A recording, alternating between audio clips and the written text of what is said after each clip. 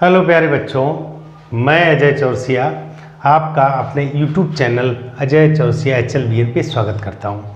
आज के इस वीडियो में बेटा हाई स्कूल का जो आपका पेपर आने वाला है उसके अकॉर्डिंग एक मैंने मॉडल पेपर लिया हुआ है और जिसमें जो चूँकि मैंने आपको जो पेपर सोल्व करने का तरीका बताया, मैंने कहा पहले लॉन्ग क्वेश्चन करना, पेपर को उल्टे साइड से करना, उसके लिए एक वीडियो पहले से मेरे YouTube चैनल पे पड़ा हुआ है। बाकी आज मैं एक मॉडल पेपर ले रहा हूं और इसमें स्टार्टिंग से खंड आ के जो 20 प्रश्न आपको OMR पे करने होते थे तो उनको 20 को करके दिखाऊंगा। फिर आगे खंड बा में जो शॉर्ट या लॉन्ग जो भी क्वेश्चन दिए पूरा एक कंप्लीट पेपर आज के इस वीडियो में करके दिखाऊंगा। तो वीडियो में अंत तक बने जरूर रहिएगा। और यदि किसी ने हमारा चैनल सब्सक्राइब नहीं किया, चैनल को सब्सक्राइब करें, अपने दोस्तों को ज़रूर बताएं, शेयर ज़रूर करें, कमेंट करें, लाइक करें। चलते हैं बेटा आगे। देखिए बेटा, खंड आ में जैसे इस तरह के ऑब्जेक्टिव 20 प्रश्न दिए होते हैं जो आपको OMR पे करने होते हैं। अब OMR पे करने के लिए सबसे पहले बेटा मुझे उसको सरल करना होता है, क्योंकि बिना हल किए हम नहीं निकाल सकते। यहाँ दिया हुआ बेटा पहले प्रश्न में, यदि लासा 26 और 156 का 156 है, यानी कि 26 और 156 का लासा 156 है, तो मासा ज्ञात करो। ध्यान देना बेटा, लासा गुणे मासा आपको पता होगा कि LCM इंटू SCF, ये आपका सूत्र पहले लिखा होगा। तो दो संख्याओं का गुणनफल होता है, जो हमारी संख्याएं हों उनका गुणनफल। ठीक, कौन सी संख्या है बेटा? जो संख्याएं दी हैं, यहाँ दिया हुआ 26 और 156 और लासा 156 दिया हुआ है। SCF हमको मालूम नहीं है और संख्याएं हमारी हैं 26 और 156। ध्यान दीजिएगा, 156 कट जाएगा तो SCF आपका कितना आएगा? 26। ध्यान है रखना, यह कार्य आपको जो कॉपी मिलेगी, चूंकि जब पेपर आप हल करेंगे, लॉन्ग क्वेश्चंस करेंगे, लास्ट में जो पेजेस बचे उस पर थोड़ा सा साइड पे सॉल्व कर लीजिएगा, उसको बाद में कट कर दीजिएगा। OMR पे जैसे आपका यहाँ आंसर 26 आया तो OMR पे चूंकि ऊपर आपको गोला काला करना होता है, 20 सेक्शन में गोला काला कर दीजिएगा और नीचे भरेंगे 1 का B। बात करते हैं दूसरे प्रश्न की। इन्होंने कहा निम्नलिखित में से अपरिमेय संख्या। तो देखो बेटा, एक पूर्णांक है, दो पूर्णांक √9 यानी कि 3, यह भी पूर्णांक है, तो ये आपका बचा। तो 5 + √3 यह कैसी संख्या होगी? अपरिमेय संख्या। तीसरे क्वेश्चन में उन्होंने कहा यदि fx = px + r, तब fx का शून्य। बेटा शून्य का मतलब वह फलन जिस बिंदु पर शून्य होता हो, x के जिस मान पर शून्य होता हो, तो आप लिखेंगे px + r = शून्य लाना, तो शून्य, तो देखो px = हो गया -r, तो x = हो गया -r/p, और ये आपका आंसर हो गया। क्वेश्चन नंबर 4 की बात करते हैं। 4 में कहा गया रैखिक समीकरण युग्म, दो समीकरण दिए हुए हैं तो इनके बारे में पूछा है। तो यदि आपको ध्यान होगा, जो समीकरण अगर A1/A2 बराबर नहीं है B1/B2 आ जाए तो इसका मतलब इसके हल होते हैं अद्वितीय हल। आपको 3 कंडीशन लिखाई गई होंगी, तो यार ध्यान दीजिएगा। आप इसको जैसे चौथे पार्ट को आप इस तरह लिखोगे, चूंकि यहाँ पर देखिए बेटा, A1 का मतलब होता है x का गुणांक, A2 इसमें x का गुणांक, तो 2/7। देखो बेटा 2/7 बराबर नहीं है -3/-2, ये बराबर नहीं है, तो इसका मतलब A1/A2 B1/B2 के बराबर नहीं है, तो अद्वितीय हल हो गया। क्वेश्चन नंबर 5 की बात करते हैं। 5 दिया और रैखिक समीकरण में x का मान 2 दिया हुआ है, तो देखो बेटा यहाँ पे 2 रख दो और +5y = 10 दिया हुआ है। ठीक है बेटा, तो 5y = 10 -6, तो आपका कितना बच गया? 4, तो y = 4/5। तो यहाँ आपका ऑप्शन कौन सा आ गया? 4/5, यानी कि ये आ गया, यहाँ ये ऑप्शन हो गया, और इस वाले में -r/p ये ऑप्शन हो गया। तो पेपर पर टिक नहीं करना, यह भी ध्यान रखना। आपने क्या किया, ये देख लिया OMR जो सीट आपको मिली हुई है उसमें जैसे ये गोला बना है, तो जैसे मान लो आपका पहले का B आ गया, तो इस तरह के 4 गोला रहे होंगे, तो B पार्ट हल्का सा पेंसिल से टिक कर दो। उसके बाद आप जो डॉट पेन आपका काला मोटा वाला होगा, जो वो स्पेशल OMR के लिए आता, उससे इसको काला कर देना है। तो बेटा इसको नोट करिए, आगे बढ़ते हैं। चलते बेटा आगे देखो, क्वेश्चन नंबर 6 में दिया हुआ है यदि समीकरण 2x² + 3x - m = 0 का एक मूल ऋण 1 है, एक शून्यक ऋण 1 है या मूल एक ऋण 1 है, इसका मतलब x का एक मान ऋण 1 है, तो आप x के जगह ऋण 1 रख दीजिएगा, तो -1 का स्क्वायर प्लस 3 इंटू -1 और माइनस का m इज इक्वल 0। तो ये हो गया प्लस का 1 यानी कि 2 - 3 -m बराबर 0। तो m बराबर आपका -1 आया। ठीक है बेटा, सिंपल। तो m बराबर जो -1 है तो ए पार्ट हो गया। पेपर पे टिक नहीं करना, यह विशेष ध्यान रखना। क्वेश्चन नंबर 7 की बात करते हैं। 7 में कहा गया द्विघात समीकरण इसका विविक्त कर बताओ। तो यदि आपको ध्यान होगा जो शब्द होता है, चूंकि ये आपको कॉपी हल नहीं करना है, आपको अपना डायरेक्ट निकालना कैसे भी विविक्त कर ये होता है b² - 4ac। ABC क्या होता है? ax² का गुणांक, bx का गुणांक, c अचर पद, तो b²। इसका मतलब ये हो गया 11 का स्क्वायर -4, a के स्थान पे 2 और c के स्थान पे 15 है। 15 दूनी 30, 120, ये 121, तो आपका कितना आ गया? 1। तो आपका बी पार्ट हो गया। ठीक है बेटा। 8वें क्वेश्चन की बात करते हैं। क्वेश्चन नंबर 8 में क्या कहा है? समांतर श्रेणी। अब ये देखो बेटा, पद दिए हुए हैं, का 10वां पद बताओ। तो हम 10वां पद a + 9d होता है। ए हमें मालूम, पहला पद आपका ये रहा, तो हम सबसे पहले डी निकाल लें, जिसको हम कहते हैं सारवंतर। चूंकि वही बात आपको हल नहीं करना तो अपना रफ पे साइड पे कर लीजिएगा। डी होता अगले में से पिछला घटा दो, तो x - 2 में से x - 7 घटा दो, तो x कट जाए, -2 + 7, तो प्लस का 5 बच गया। मुझसे पूछा गया 10वां पद।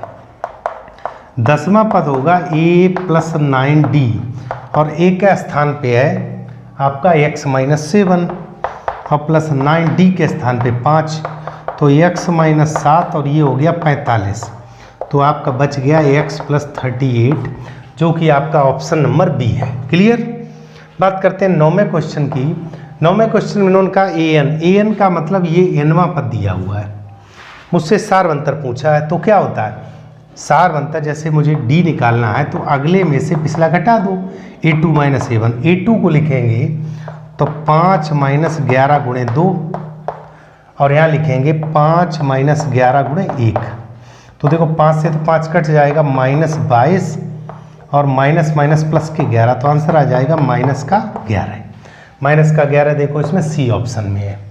बात करते हैं 10वें क्वेश्चन की। इन्होंने कहा बाई अक्ष से दूरी। तो सबसे पहले बेटा देखो ये x अक्ष होता है, समझाने के लिए, बाकी कॉपी में आपको डायरेक्ट करना है। बिंदु 10, 12 देखो बेटा, जैसे 1 2 3 4 5 6 मान लो 10 यहाँ होगा, 12 यहाँ होगा, तो ये बिंदु हो गया 10,12। बहुत ध्यान समझिएगा, 10,12। ये केवल मैं समझाने के लिए कह रहा हूँ। अब ये जो पॉइंट है 10,12 बाई अक्ष से दूरी, तो बाई अक्ष से दूरी यही तो है। तो हमेशा ध्यान रखिएगा बाई अक्ष से दूरी हमेशा किसके बराबर होती है? x के बराबर। तो बाई अक्ष से दूरी जो कि x के बराबर होगी, जो है आपका मान कितना? 10 सेंटीमीटर। तो इसका आंसर क्या आ गया? B part. ठीक है बेटा, नोट करिएगा। चलते बेटा आगे क्वेश्चन नंबर 11 में। देखो क्वेश्चन नंबर 11 में ये दिया हुआ है कि दी हुई आकृति में AD/DB 3/5 है। ठीक है बेटा। अब ये 3/5 और एक बात और, ये दोनों समांतर हैं। तो अब यहाँ पर थेल्स प्रमेय लागू होगी, तो AD/DB बराबर आपका हो जाएगा AD/DB बराबर आपका हो जाएगा AE/EC। AE/EC। अब यहाँ ध्यान दीजिएगा AD/DB का मान हमारे पास 3/5 है। AE हमारे पास AC दिया हुआ है। AC का मतलब ये कंप्लीट मान दिया हुआ है 4.8। तो AE की जगह AE चूंकि हमको निकालना है AE, और EC जो है बेटा पूरा देखिए कंप्लीट हमारा दिया हुआ 4.8। बहुत ध्यान समझिएगा। तो अगर हम इसको निकालेंगे तो 4.8 में से AE को घटा दें, तो यहाँ लिखेंगे 4.8 - AE। ठीक है, बहुत ध्यान से इधर मल्टीप्लाई कर दो। तो देखो बेटा 3 8 24, 3 4 12 2 14, 14.4 - 3 AE बराबर 5 AE। क्लियर। तो देखो बेटा इसको हम इधर ले गए, तो 14.4 बराबर, ये उधर जाएगा प्लस का हो जाएगा, तो 8 AE। तो AE बराबर आपका आ जाएगा 14.4/8। 8 एकन 8, 6 बच्चा 8 8 64, 1.8 सेंटीमीटर। देखो बेटा कहीं दिया होगा, सी पार्ट दिया हुआ है। ठीक है बेटा, फिर समझिएगा क्या करना है। AD/DB दिया हो, AE/EC कंप्लीट 4.8 है, तो EC का मान अगर 4.8 में हम AE घटा दें, मैंने घटा दिया, क्रॉस मल्टीप्लिकेशन कर दिया, तो ये इधर जाएगा तो 8 हो गया, बटे में 8 आ जाए तो 1.8 सेंटीमीटर। क्वेश्चन नंबर 12 की बात करते हैं। यहाँ पर एक इस तरह का ट्राइंगल दिया हुआ, तो देखो बेटा आपको ध्यान होगा स्पर्शी सदैव 90 अंश का कोण बनाती है, ठीक है। अब ये 90 अंश का कोण हो गया। अब 90 अंश के बाद आपका एक तो कोण ये बनता है, एक कोण ये बनता है, बिल्कुल सिंपल है बेटा। अब हमसे मान इसका पूछा गया बेटा, ठीक है। तो 90 अंश पर जब हम इसको क्या लेंगे बेटा, आधार लेंगे, और इसको क्या लेंगे, कर्ण लेंगे। चूंकि ये 90 है तो हमको ये 4 दिया हुआ यानी कि कर्ण दिया हुआ है, और आधार मुझे ज्ञात करना। तो देखो बेटा आधार बटे कर्ण आपका क्या होता है, कॉस थीटा। तो कॉस 30 बराबर आधार 80 और कर्ण है आपका 4, ये मान होता है √3/2 और इंटू 4 हो जाएगा बराबर 80। तो ये 2 दूनी 4, तो आपका 80 का मान हो गया 2√3 सेंटीमीटर। बहुत ध्यान से समझिएगा, थोड़ा सा सवाल और लिखा हुआ मैंने शॉर्ट में लिख दिया है। चित्र में ये मतलब क्वेश्चन जो पेपर में लिखा होगा उसमें ये भी दिया होगा OT का मान 4 सेंटीमीटर, मैंने थोड़ा वो भाषा नहीं लिखी है। ऑप्शन दिए हुए तो ऑप्शन 2√3 आपका आ रहा, सी पार्ट आ रहा है। सिंपल है बेटा। बात करते हैं क्वेश्चन नंबर 13 की। क्वेश्चन नंबर 13 को देखिएगा। यदि 2 cos 3 थीटा = 1, बहुत सिंपल, ध्यान से समझिएगा। cos 3 थीटा, अब देखो बेटा अगर हम यहाँ से cos 3 थीटा की बात करें तो जो 2 गुणे में था वो बटे में चला गया। अब cos की टेबल में जाइए तो 1/2 मान होता cos 60 का। अब यहाँ cos 3 थीटा बराबर 60, इसका मतलब 3 थीटा बराबर 60 अंश हो गया। तो थीटा बराबर 60/3 यानी कि 20 अंश। ये 3 गुणे में बटे में जाएगा तो 20 डिग्री आपका आंसर आ गया। सिंपल। क्वेश्चन नंबर 14 दिया हुआ बेटा cos square theta plus 1/1 plus cot square. 1 plus cot square आपका क्या होता है, कोसेक स्क्वायर। तो 1/, आपका क्या हो जाएगा, कोसेक स्क्वायर थीटा, और cos square theta cosec square 1/, cosec square हो जाएगा साइन स्क्वायर। और ये सर्वसंख्या होती sine square plus cos square 1 होता है, और 1 इस ऑप्शन में हमारे सी पार्ट में रखा है। बात करते हैं 15 की। इसमें इन्होंने कहा यदि एक मीनार, जैसे ये मीनार है बेटा, और मीनार की ऊंचाई मान लो जैसे h है, उसकी छाया की लंबाई के समान, ये छाया इधर बनती है, ये भी h है, ये दोनों समान है। तो ये मीनार कितने अंश, मान लो अल्फा बनाती है, तो tan अल्फा बराबर h/h यानी कि 1, और 1 मान होता है tan 45 अंश का। बहुत ध्यान समझिएगा, ये कट जाएगा। तो अल्फा बराबर आपका, या आप थीटा मान लो, जो भी मानो, कितना आ गया 45 अंश। तो इसका ऑप्शन आपका बी सही हो गया। सिंपल है बेटा, ऑब्जेक्टिव है, नोट करिएगा। चलते बेटा क्वेश्चन नंबर 16 पर। 16 में दिया हुआ है 1 मिनट, जो एक घड़ी की मिनट की सुई 14 सेंटीमीटर लंबी है।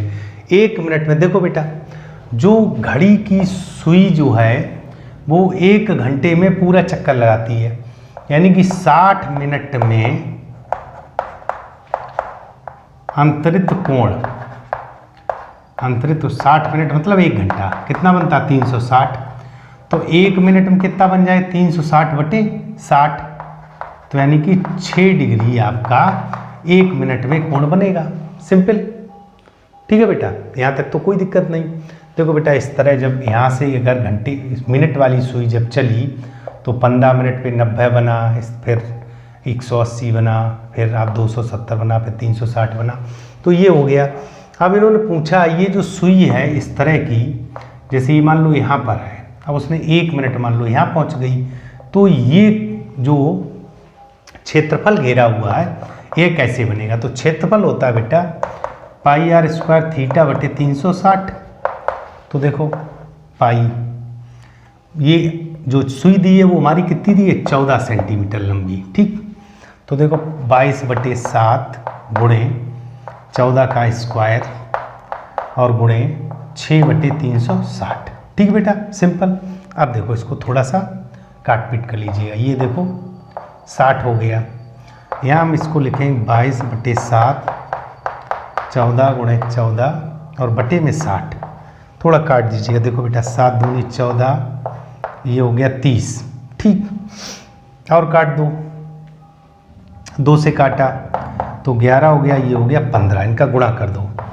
11 चौकू 44, 44, 11 एकन 11 और 4 15/15, तो 15 एकन 15, जीरो लगा दिया, दशमलव लगाया, 40 हो गया, 15 दूनी 30, 10 यानी 100, तो 15 छक्का 90, तो इतने सेंटीमीटर स्क्वायर। इसमें देखिएगा लमसम आपका जो ऑप्शन है वो है 16 का ए पार्ट। बात करते हैं 17 नंबर की, तो 17 नंबर बेटा दिया हुआ है। 17 नंबर में उन्होंने कहा है कि 10 सेंटीमीटर भुजा वाले दो घनों के सिरों को जोड़ा जाए। देखो बेटा, जब इस तरह के दो घन थे और जब उनके हम सिरों को मिला देंगे तो इस तरह ये बेटा एक और घन ऐसे तैयार हो जाएगा। सेम प्रोसेस है बेटा, इस तरह का आपका घन बन गया मान लो। अब जो ये घन बन गया तो इसकी एक विमा जो है, यानी कि एक कोई लंबाई चौड़ाई या ऊंचाई कोई एक बढ़ गई, तो जो नई लंबाई हो गई 10 + 10 हो गई, यानी कि 20 सेंटीमीटर।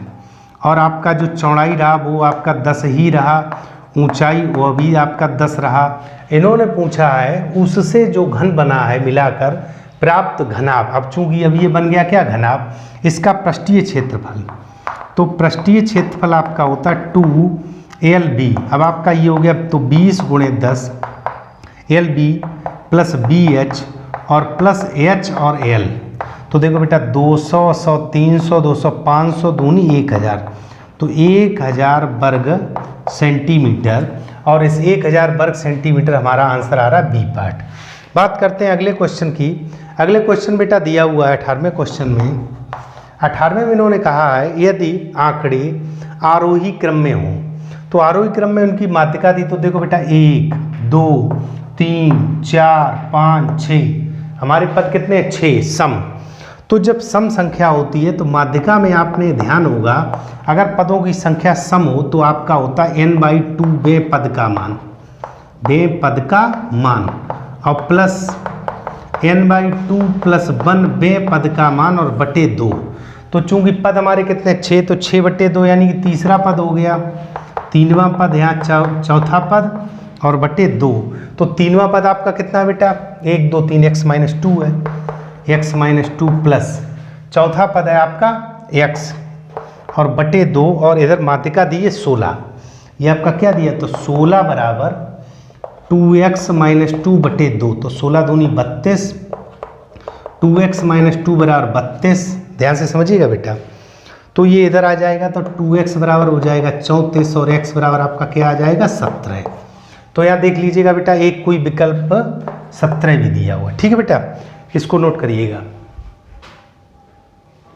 देखिए बेटा क्वेश्चन नंबर 19 में इन्होंने ये कहा है यदि, बहुत ध्यान से समझिएगा, यदि घटना की प्रायिकता P हो, यानी कि प्रायिकता P हो का मतलब उसके घटित होने की प्रायिकता, इसका पूरक, तो पूरक हमेशा कोई घटना घटित होना, जैसे मान लो ये घटित होना है और ये घटित ना होना है, ये इसका पूरक हो गया, दोनों मिलकर एक होता है। तो किसी घटना के घटित होने की प्रायिकता P है, तो पूरक घटना की प्रायिकता पूछी है, तो यह हो जाएगा 1 - P। तो ये आपका आंसर हो गया सी पार्ट। क्वेश्चन नंबर 20 की बात करते हैं। 20 में इन्होंने कहा है निम्नलिखित आंकड़ों में बहुलक। बहुलक बेटा वह होता है जिस पद की बारंबारता सबसे ज़्यादा हो, यानी कि जो अवयव सबसे ज़्यादा बार आया हो। यहाँ देखिए 1, 2, 3, 4, 5, 3 आपका 5 बार आया है। तो इस 20वें पद में जो बहुलक है, यानी कि बहुलक कितना हो गया 3, क्योंकि 3 की फ्रीक्वेंसी सबसे ज़्यादा है। तो इस प्रकार बेटा आपके 1 से लेकर 20 तक जो प्रश्न आपको OMR पे हल करने, वो थोड़ा रफ्पे साइड पे सॉल्व करके आप सभी को पेपर पे टिक नहीं करेंगे, OMR पे पहले हल्का टिक कर लेंगे, बाद में डॉट पेन से जो आपका OMR वाला पेन आता है उससे बढ़िया सा काला कर देंगे। ठीक है बेटा, और प्रयास करिएगा मेरे मेथड चलिए, पहले लॉन्ग क्वेश्चन करिएगा खंड बा को, उसके बाद ये इसको नोट करिएगा। अब हम खंड बा की बात करते हैं। चलते हैं बेटा खंड बा पे। खंड बा में क्वेश्चन नंबर जो पहला दिया होता है उसमें सभी खंड करने होते हैं, और यहाँ से आपको अपनी जो उत्तर पुस्तिका मिलती है उस पर क्वेश्चन करने हैं।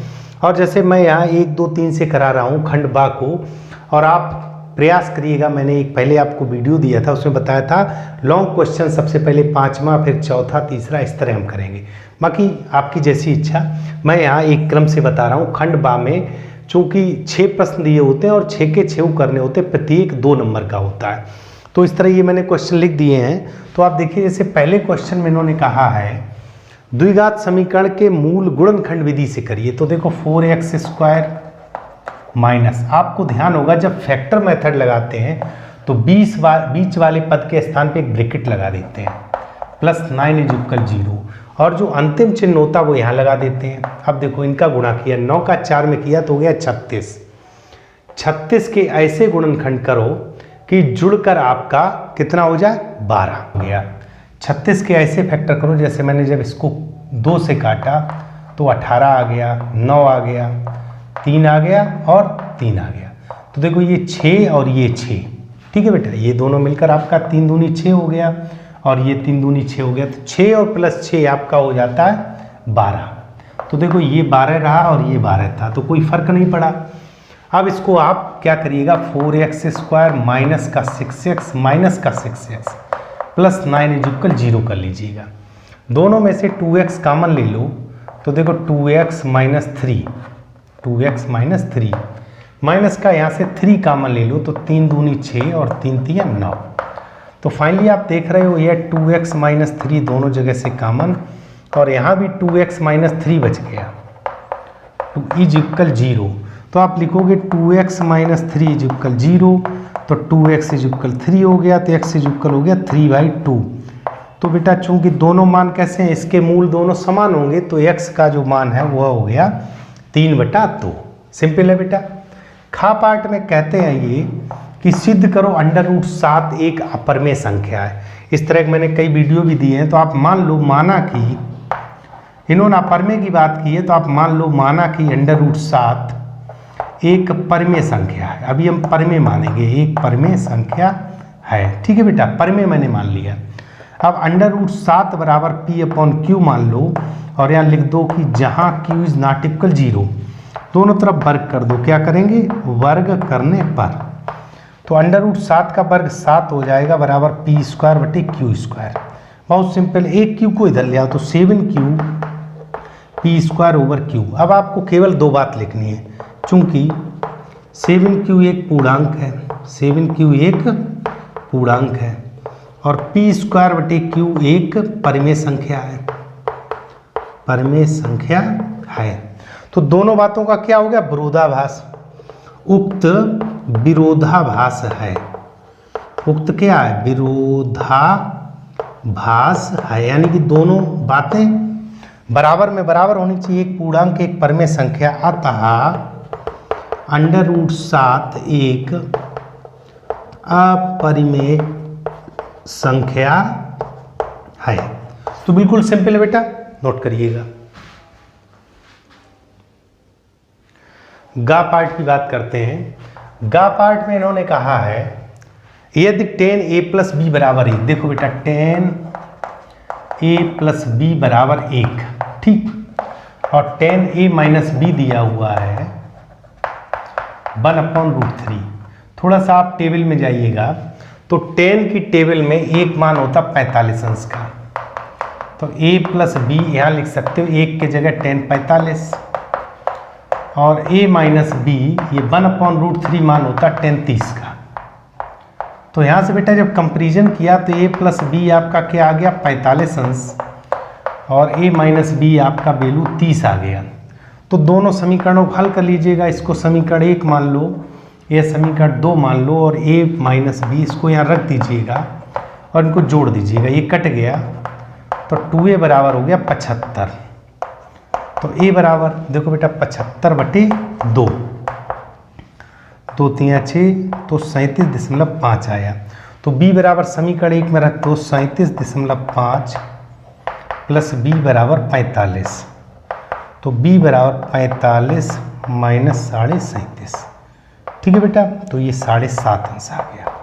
सिंपल है, एक बार फिर समझो, 10 45 मान होता है 1 का, तो ये a + b 45 अंश हो गया, और ये a - ये 1/√3 10 30 का होता है, ये 30 हो गया, दोनों जोड़ दिया तो 2a बराबर ये 75 हो गया। तो a बराबर 75/2 37.5 हो गया, 37.5 यहाँ रख दिया, तो 45 - 37.5, ठीक है। तो ये आपका कितना बच गया, 7.5। अब ख खंड अंग्या की बात करते हैं, घा की बात करते हैं। घा में इन्होंने कहा कि बिंदु ए के निर्देशांक ज्ञात करो। ए बी वृत्त का व्यास है, एक वृत्त कोई रहा होगा, इसमें बेटा ए बी व्यास है, तो व्यास क्या होता है, जो केंद्र बिंदु से होकर जाए। और इन्होंने केंद्र दिया 2 और -3, ठीक। और इधर दिया हुआ बी का मान दिया हुआ 1,4 और ए का हमको पता नहीं, तो ए निकालना, एक्स वाई मान लो। अब ध्यान दीजिएगा, यह जो केंद्र है, यह चूंकि ए बी व्यास है तो इसका ये मध्य बिंदु होगा।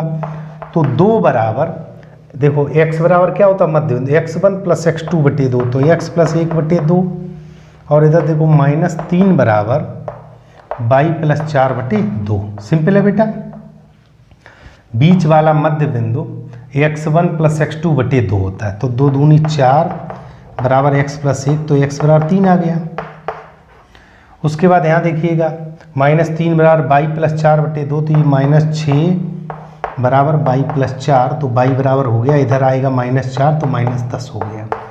तो जो बिंदु ए है उसका निर्देशांक आ गया 3, -10। सिंपल है बेटा, नोट करिएगा। देखो ये थोड़ा बड़ा पार्ट पहले चा किए दे रहे, कम जगह में आ जाएगा। चा में देखिएगा बेटा sin 60, अब देखो ये एक तो सूत्र से भी हम लगा सकते हैं, चूंकि अब जो नया सिलेबस आया है उसमें sin a + b a - b का सूत्र नहीं, मैं आपको समझा दे रहा हूँ। जैसे sin a cos b minus cos a sin b, sin a - b का सूत्र होता है, a के जगह 60 है, b के जगह 30, sin 60 - 30 यानी sin 30, जिसका मान 1/2 होता है। पर यहाँ अब जो नई बुक आई है उसमें आपका sin a - b नहीं दिया, तो आप इसके मान रख दीजिएगा। देखो sin 60 का मान √3/2 होता है, और cos 30 का मान भी √3/2 होता है माइनस, ये मैंने लेफ्ट हैंड साइड लिया LHS, ठीक। उसके बाद sin 30 का मान 1/2 होता है, और cos 60 का मान भी 1/2, तो ये √3 ये हो गया 3/4 माइनस 1/4, यानी कि 2/4 अर्थात 1/2, और यही हमारा राइट हैंड साइड था। सिंपल है बेटा, इसको नोट करिए, फिर मैं अंग्या पार्ट करता हूँ। करते हैं बेटा अंग्या पार्ट पहले का। तो देखो जब भी आपको यहाँ आपके सिलेबस में 3 चीज़ें हैं, माध्यिका है, समांतर माध्य है और भौलक है। तो यहाँ पे पूछा माध्यिका, तो माध्यिका में हम क्या करते हैं, वर्ग अंतराल को एजिट लिख लेंगे, वर्ग अंतराल, ठीक है। अगर यहीं हमको समांतर माध्य निकालना होता तो एक कॉलम बनाते मध्यमान का, यहाँ समांतर माध्य है नहीं, तो इसको लिख लो बारंबारता। यह 2 मान हमको दिए होते हैं, तो कंडीशन दी है 0 से 10, 10 से 20, 20 से 30, 30 से 40 और 40 से 50, ठीक। उसके बाद यहाँ पर जब भी माध्यिका शब्द आएगा तो आपको लिखना होगा संचयी बारंबारता, संचयी बारंबारता, ठीक है बेटा। ये F ये CF होता है। अब ध्यान दीजिएगा, ये मान हमारे क्वेश्चन में ये मान दिए होते हैं।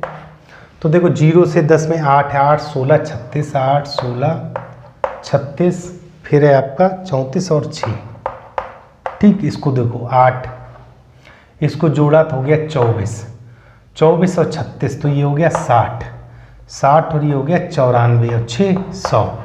क्लियर। अब चेक कर लो इसका टोटल जो सिग्मा F होता है, जिसको हम स्मॉल n कहते हैं, ठीक है बेटा, स्मॉल n कहते हैं। तो ये आपका देखो 100 आना चाहिए, 8 से 14, 6 20, 4 24, 6 30, 3 3 6 3 9 1 10। तो अब हम नाम मान निकालेंगे, चूंकि हमसे पूछा है इसमें बेटा माध्यिका। सिंपल सी बात है कि अब हमें क्या लगाना सूत्र, तो आप लिखोगे माध्यिका बराबर माध्यिका L1 + L2 - L1 बटे F into n/2 minus capital F, ठीक है बेटा। अब ये L1 L2 क्या होते हैं, F क्या होता है कैपिटल, ये मैंने आपको एक वीडियो बनाया जिसमें माध्यिका प्रत्येक का अलग अलग समझाया हुआ, उसको देख लेना, फिर भी मैं यहाँ समझा रहा हूँ। आप सबसे पहले n/2 का मान चेक कर लीजिएगा। n/2 का मान कितना 100/2 आएगा, यानी कि 50 आएगा। 50 के आगे संचयी बारंबारता वाले खाने में जो आपको खाना मिले उसी को क्लोज कर लो, ठीक। तो ये जो वर्ग अंतराल दिया हो, तो यानी कि L1 आपका हो गया यहाँ से 20, ठीक। L2 - L1 30 - 20 बटे F। इसमें जो आपकी फ्रीक्वेंसी कितनी है 36, कितनी है बेटा 36, n/2 आपका 50 हो ही गया। F होती है जो ये खाना मैंने लिया उससे पूर्व की संचयी बारंबार था, तो ये 24 हो गया। बस आप इसको हल कर लीजिएगा। देखो बेटा 20, ये हो गया 10/36 गुणे यहाँ रह गया 26। थोड़ा सा काट पीट कर लीजिएगा। देखो बेटा जैसे मैंने 2 से काटा तो यहाँ हो गया 13, यहाँ हो गया 18, फिर 2 से काटा यहाँ हो गया 9, यहाँ हो गया 5, तो फाइनली हो गया 20 + 65/9। ठीक है, तो ये हो गया 20 + 9 7 63, बच गया 3, 30 हो गया, 9 3 27, 9 3 27, तो 27.33 लगभग ये आपका आंसर आ गया। तो माध्यिका का जो मेन सूत्र वो ये। बाकी यदि कोई कन्फ्यूजन हो तो पीछे हमारा वीडियो भी है, उसको आप देख सकते हो। नोट करो बेटा। चलते बेटा खंड बा में जो दूसरा प्रश्न दिया होता है उसमें दिया होता है किन्हीं 5 प्रश्नों को हल करो, और उसमें 6 पार्ट दिए होते हैं। इस वीडियो में तो आपको 6 के 6 पार्ट में कराऊंगा, लेकिन पेपर में आपको जो अच्छे से 5 आ रहे हैं उनको करना है। तो देखो इस तरह का, जैसे और 4 नंबर का यह क्वेश्चन होता है। तो दूसरे का सबसे पहले हम का खंड करेंगे। तो का में दिया हुआ है किसी समांतर श्रेणी का प्रथम पद 5, तो a = 5 हो गया। सिंपल। अंतिम पद जिसको हम l से प्रदर्शित करते हैं वो दिया 45। ठीक है, आगे उनका और योग को हम SN से लिखते हैं, तो वो दिया है 400। अब हमसे पूछा पदों की संख्या और सारांतर, यानी कि n पूछा और d पूछा है।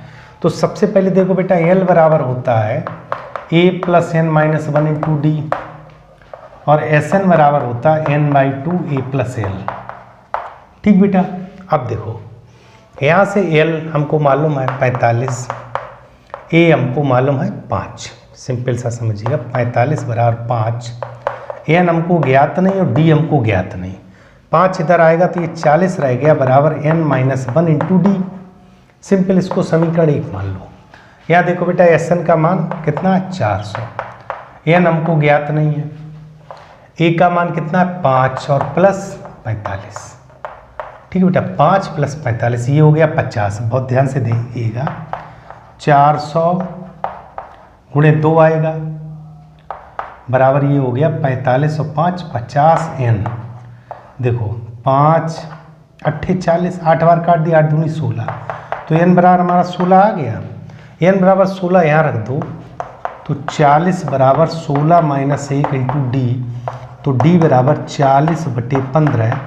5 से काट दीजिएगा, 5 3 15, 5 8 40, तो d का मान आ गया और पदों की संख्या आ गई। बिल्कुल सिंपल है बेटा, फटाफट नोट करिएगा। देखो बेटा किसके पार्ट खा में कहा गया, यदि बिंदु ए बी बिंदुओं इतने और इतने को मिलाने वाले रेखाखंड का मध्य बिंदु। तो देखो बेटा खा पार्ट में आप क्या करिएगा, इस तरह का एक रेखाखंड बना लो। ठीक, ये मध्य बिंदु है, मध्य बिंदु का निर्देशांक दिया a, b।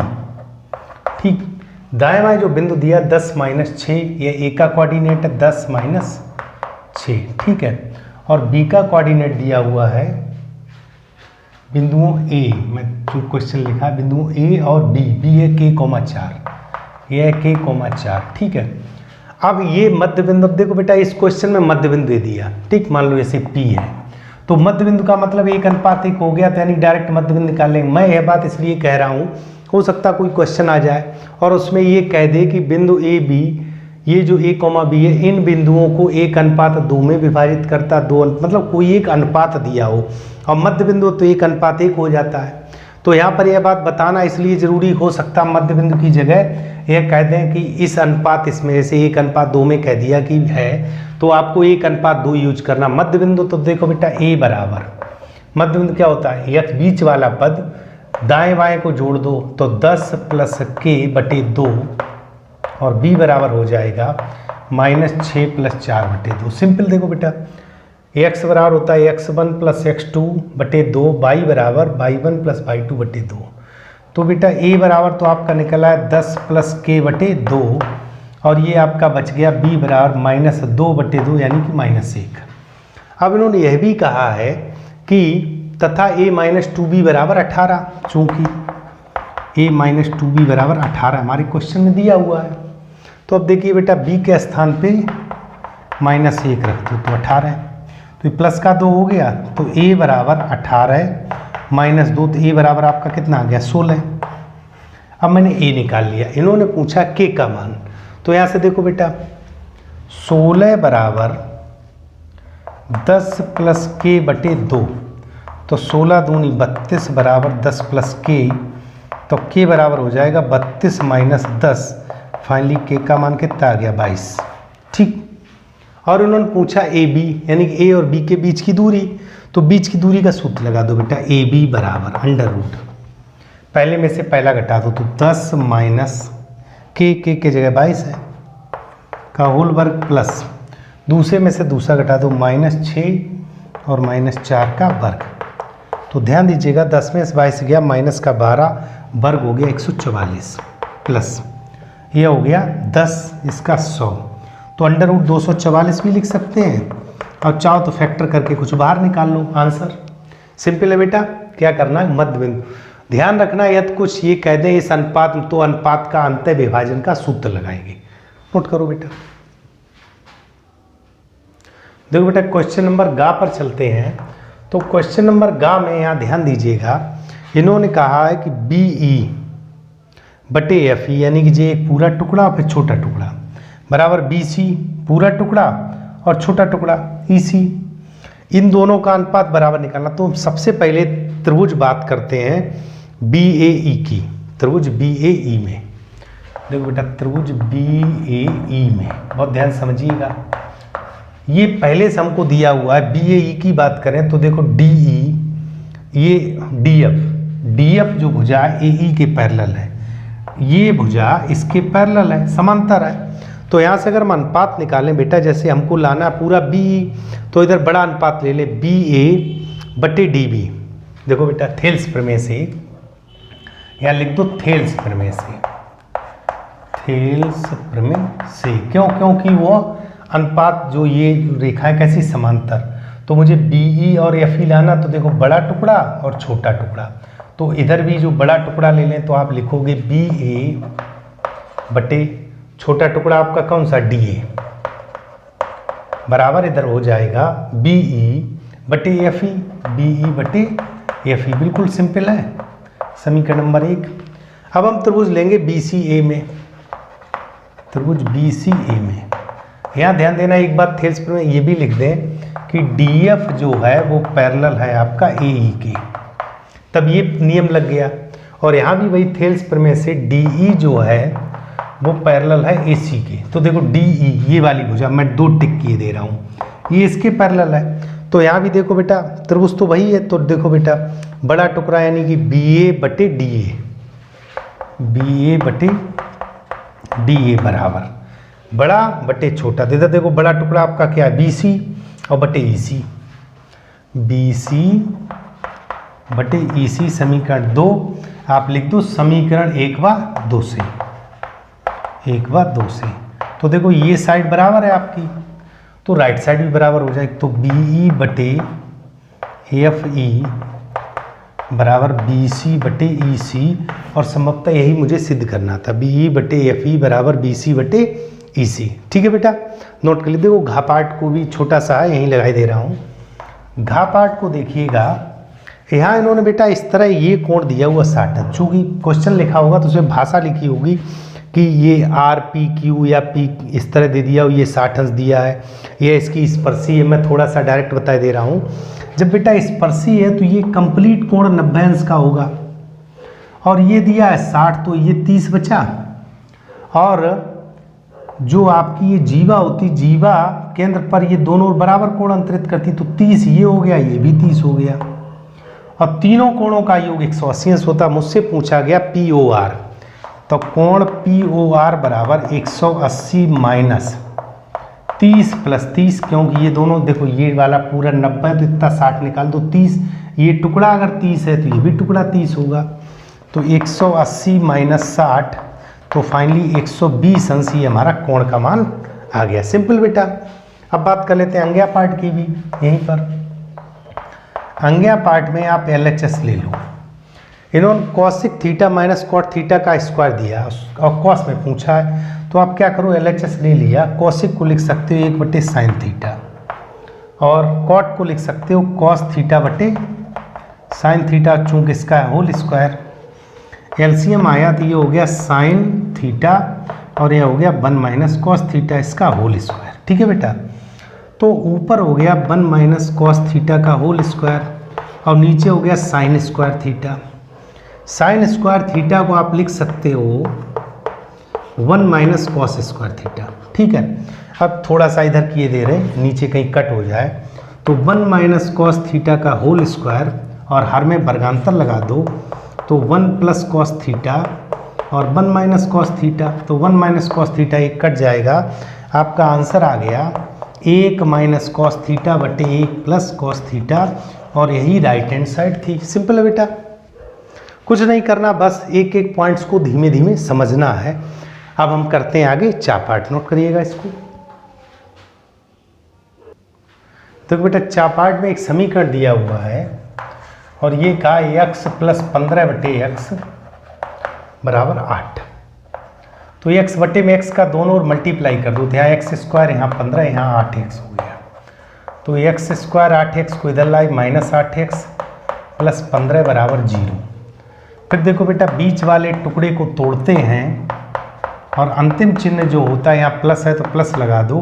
15 कैसे गुणनखंड जो जुड़कर 8 हो, तो 5 और 3, 5 3 8, 5 3 15, तो x square minus 5x minus 3x plus 15 बराबर 0। इन दोनों से x कॉमन ले लो तो x माइनस 5 माइनस 3 कॉमन लो तो x माइनस 5 बराबर 0।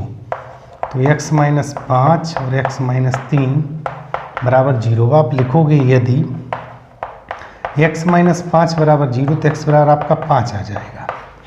फिर आप लिखोगे यदि x माइनस 3 बराबर 0 तो आपका x बराबर 3 हो गया। तो जो समीकरण के रूट्स पूछे, मूल पूछे हैं, तो मूल हो गया आपका 3,5 और ये आंसर हो गया। सिंपल है बेटा, नोट करिए, केवल फैक्टर करना था, इसको नोट करिएगा। चलते बेटा अगले प्रश्न पर। खंड बा में जो तीसरा क्वेश्चन दिया होगा उसमें 2 पार्ट इस तरह के दिए होंगे। इस वीडियो में तो मैं दोनों पार्ट लगाऊंगा, पेपर में आपको दोनों पार्ट में जो अच्छे से सरलता से आसानी से आप कर सकें उसको करिएगा। और यह एक क्वेश्चन 6 नंबर का होता है, इस तीसरे, चौथे और 5वें में एक एक ही करना है। समझना यह है कि इन दोनों में जो आपको इजी लगे उसको करना है। तो देखो बेटा सबसे पहले मैं फर्स्ट पार्ट को करता हूँ। कोई तंबू एक बेलन के आकार का है जिस पर एक शंख अध्यारोपित किया गया है। तो देखो बेटा बेलनाकार एक कोई तंबू है इस तरह का, बहुत ध्यान समझिएगा। और इस तरह का एक आपका तंबू है, ठीक, जो किस शेप में है, आपके बेलन की शेप में है। इस पर एक अध्यारोपित किया गया शंख, ठीक, इस तरह का एक शंख अध्यारोपित कर दिया गया। अब यदि बेलनाकार भाग की ऊंचाई और व्यास, बेलनाकार भाग का ऊंचाई और व्यास 2.1, तो देखो बेटा बेलनाकार भाग की जो ऊंचाई है, ध्यान से समझिएगा, वह 2.1 मीटर है, यानी कि यहाँ से यहाँ तक आपका 2.1 मीटर है, तथा जो व्यास है वो 4 मीटर। ये जो रेडियस हमको निकालना, टोटल आपका व्यास दिया मतलब 2r, तो यहाँ से यहाँ तक ये रेडियस होता है, ये हो गया आपका 2 मीटर, यहाँ से यहाँ तक 2 मीटर हो गया, यानी कि इसकी त्रिज्या। तो सेम प्रोसेस ये भी आपका 2 हो जाएगा यहाँ से यहाँ तक। उसके बाद इन्होंने कहा है कि तथा शंकु की तिर्यक ऊंचाई, यह तिर्यक ऊंचाई 2.8 मीटर दी है यहाँ से यहाँ तक, ठीक, ये हमको पता नहीं है, ठीक। अब आगे इन्होंने कहा तो तंबू को बनाने में प्रयुक्त कैनवास का क्षेत्रफल। तो देखो बेटा तंबू को बनाने में प्रयुक्त कैनवास का क्षेत्रफल, बहुत ध्यान से समझना बेटा। अब जब कैनवास लगेगी, ये देखो या तो प्रश्न में, जैसे इस प्रश्न में भी लिखी, ये जो आपका आधार है ये तो चूंकि इस तरह ढक जाएगा ज़मीन में, तो या तो इस पे लगेगा कैनवास या इस पे लगेगा। तो ये जो बाहरी पृष्ठ है ऊपर शंक्वाकार भाग, तो ये हो गया πr_l प्लस ये जो पृष्ठ है ये वाला चूंकि छुप जाएगा तो ये हो जाएगा 2πr_h। अब देखो बेटा r हमारे पास पहले से 2 दिया है, r बराबर 2 मीटर, ठीक है। यह जो h है आपका, h है 2.1 मीटर और जो l आपका है तिर्यक ऊंचाई वो 2.8 मीटर। सारी यूनिट्स मैंने लिख दी, यहाँ रख दीजिएगा। देखो बेटा पाई आर का मान है आपका, चाहो तो इसमें पाई आर कॉमन ले लो, ठीक है, पाई आर कॉमन ले लो तो एल प्लस, ध्यान दीजिएगा पाई और आर मैंने कॉमन ले लिया तो 2h हो गया, ठीक है। तो देखो पाई का मान 22/7 गुणे आर का मान आपका कितना है 2 इंटू एल का मान कितना बेटा 2.8 प्लस 2h, h का मान हमारा कितना है 2.1।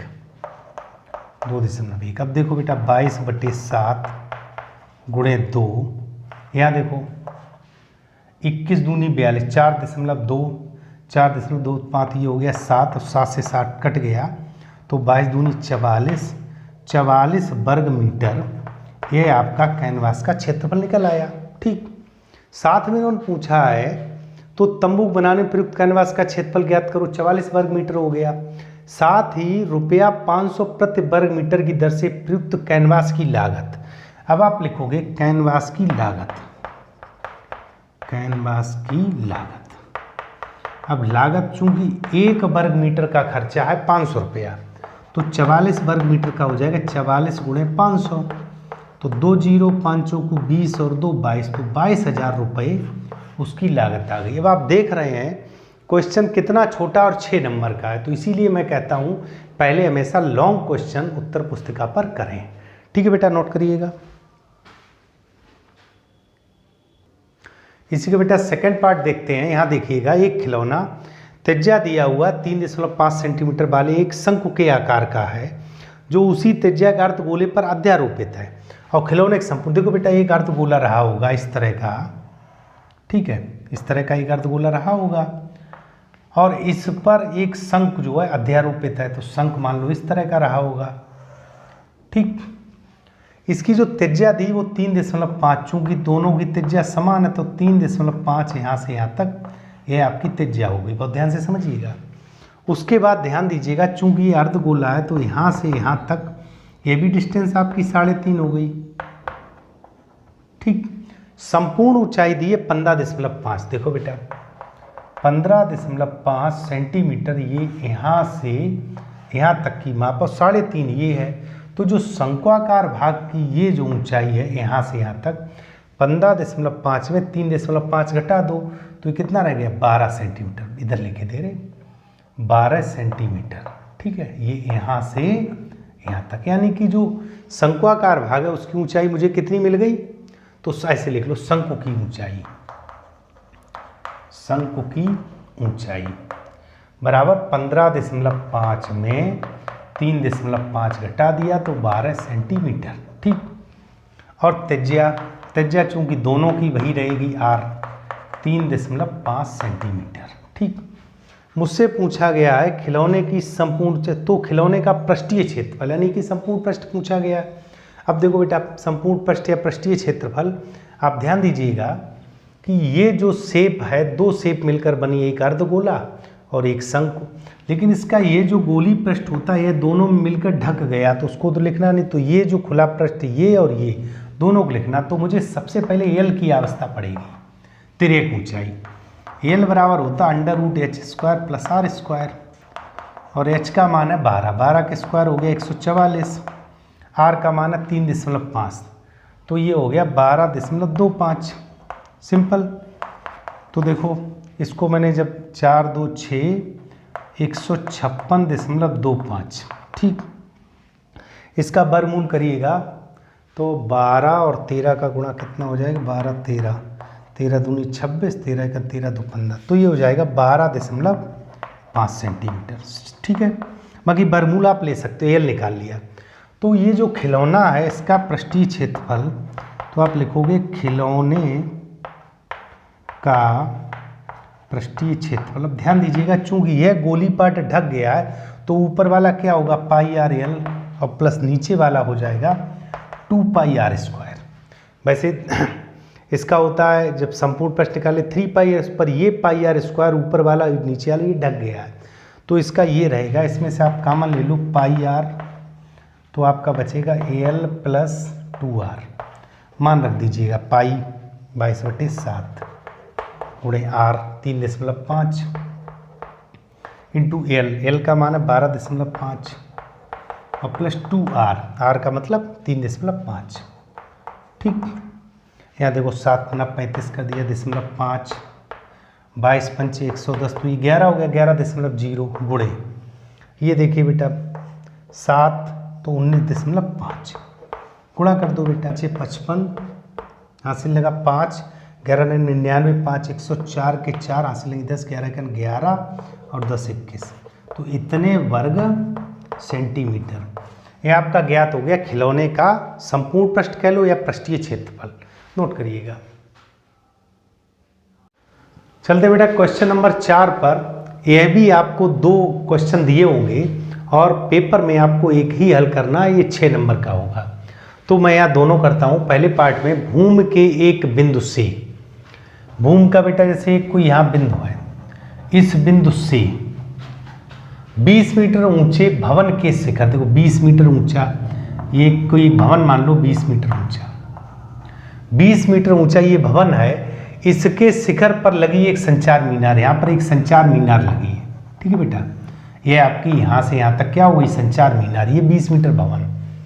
संचार मीनार के तल और शिखर के उन्नयन कोण, तो यहाँ से इस बिंदु से एक इसका तल का उन्नयन कोण हो गया, एक इसके शिखर का उन्नयन कोण हो गया। ठीक है बेटा, कोण दिया 45 अंश और 60 अंश, ये कोण हो गया 45 अंश और ये वाला हो गया 60 अंश। ठीक है बेटा, तो इन्होंने ये पूछा है मीनार की ऊंचाई बता। देखो बेटा 20 मीटर ऊंचा, ये जो देखो एक बिंदु से 20 मीटर ऊंचे भवन, ये जो भवन है ये 20 मीटर ऊंचा है, ये तो पहले से दिया है। इसके ऊपर संचार मीनार, ये संचार मीनार मैंने मान लिया ये जो ऊंचाई है h मीटर है, कितनी है h, और मुझको यही फाइंड आउट करनी है।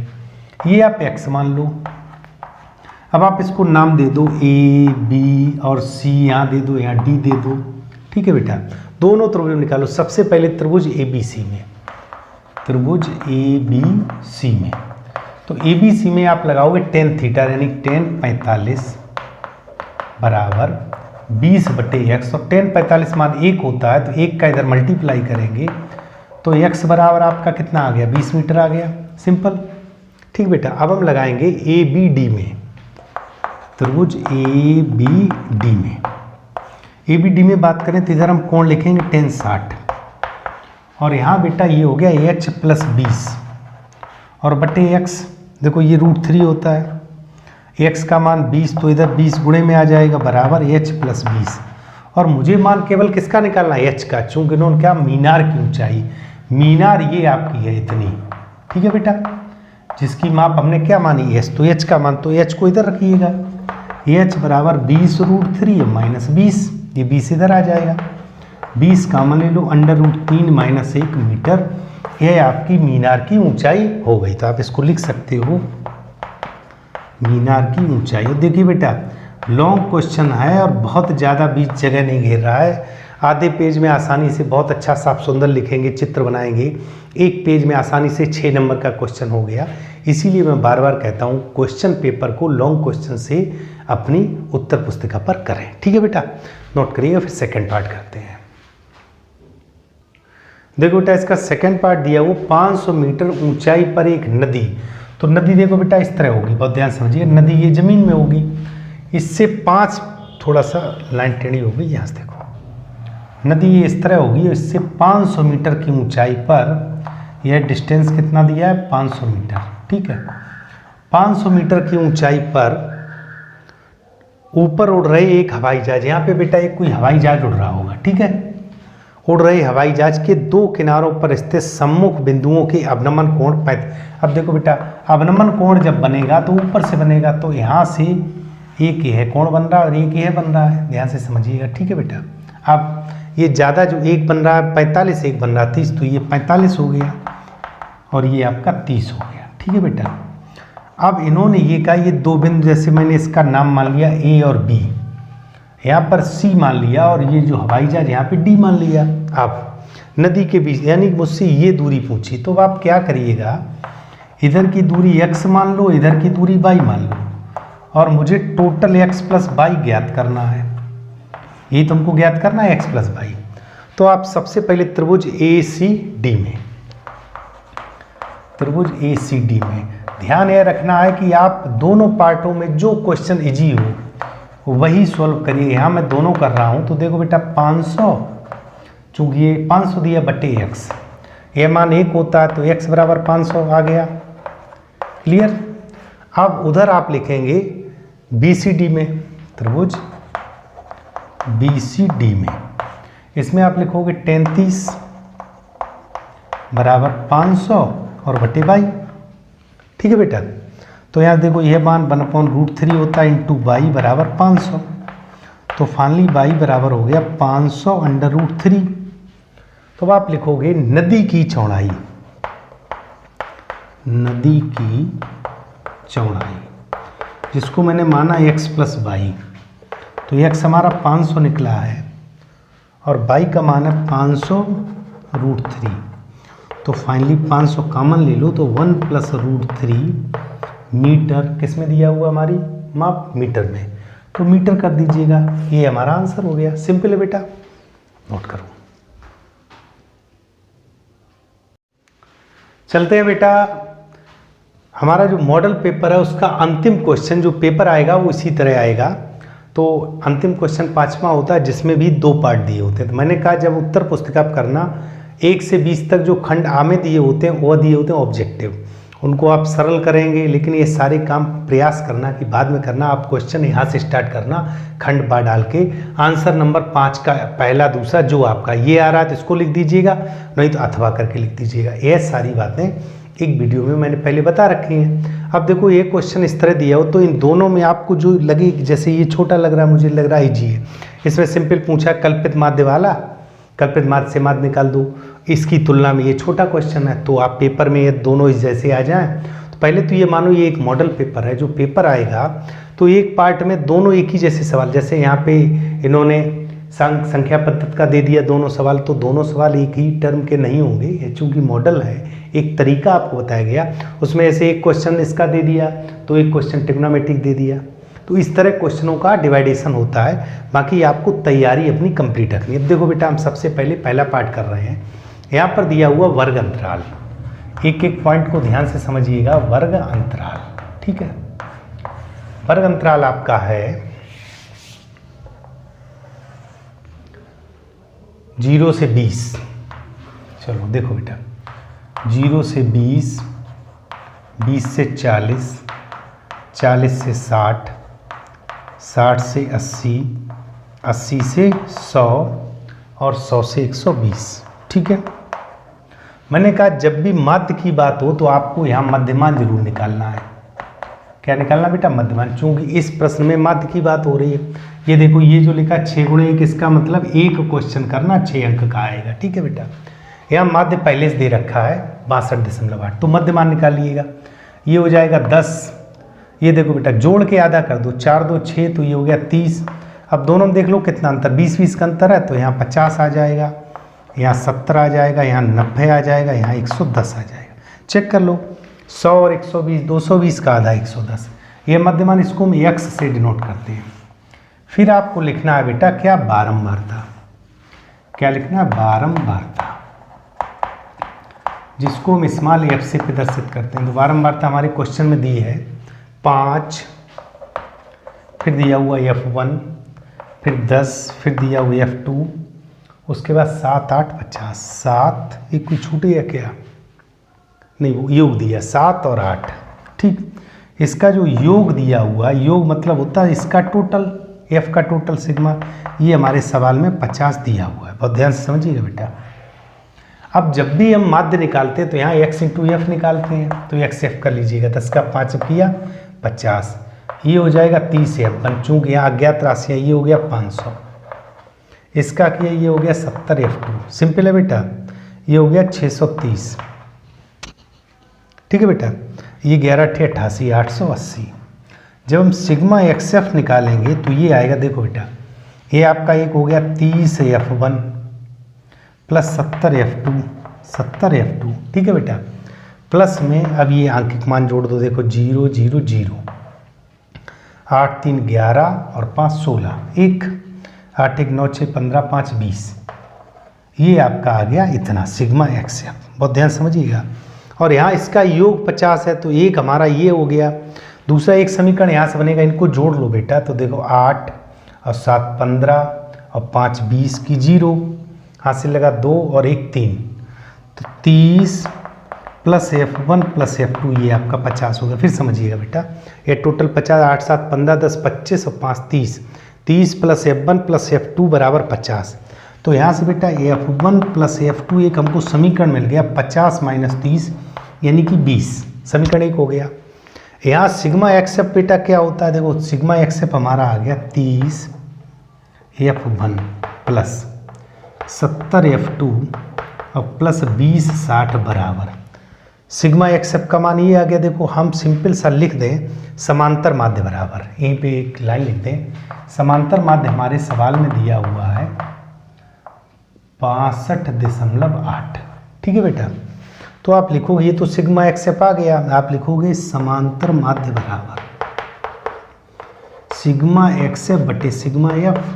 अब देखो बेटा, ये जो समांतर माध्य ये हमारे में दिया वो 62.8 बराबर सिग्मा एक्सएफ का मान आ गया 30 F1 70 F2 और प्लस 20 60 और बटे सिग्मा एफ का मतलब 50, ठीक। एक F1 F2 का समीकरण यहाँ से प्राप्त हो जाए, इतना बेटा नोट करिएगा। मैं थोड़ा सा इरेज करता हूँ, यह नोट करिएगा, फिर हम सरल करेंगे। देखो बेटा, इसका इधर मल्टीप्लाई किया तो 0, फिर 5 8 40, 4 5 दूनी 10 4 14, 1 5 6 30 1 31, 1 अगवा दशमलव, ठीक है, बराबर 30 F1 प्लस 70 F2 और प्लस 20 60। तो यहाँ लिख दो 30 F1 प्लस 70 F2 बराबर, ये हो गया 3140 और माइनस 20 60, ये दशमलव का इधर काम खत्म।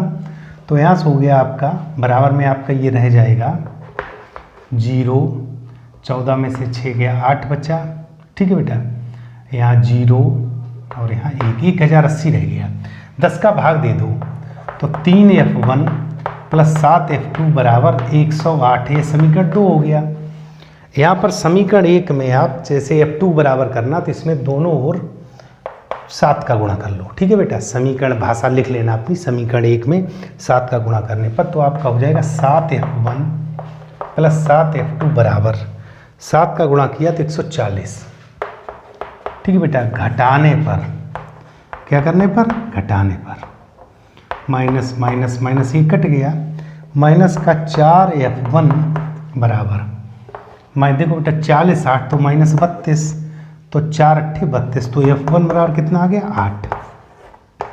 समीकरण 1 से F1 प्लस F2 20 था, तो 8 प्लस F2 बराबर 20, तो F2 हो गया 20 माइनस 8 यानी कि 12। तो दोनों मान प्राप्त हो गए बेटा। ये आपका फर्स्ट पार्ट था, थोड़ा सा कैलकुलेशन की मैंने, ठीक है।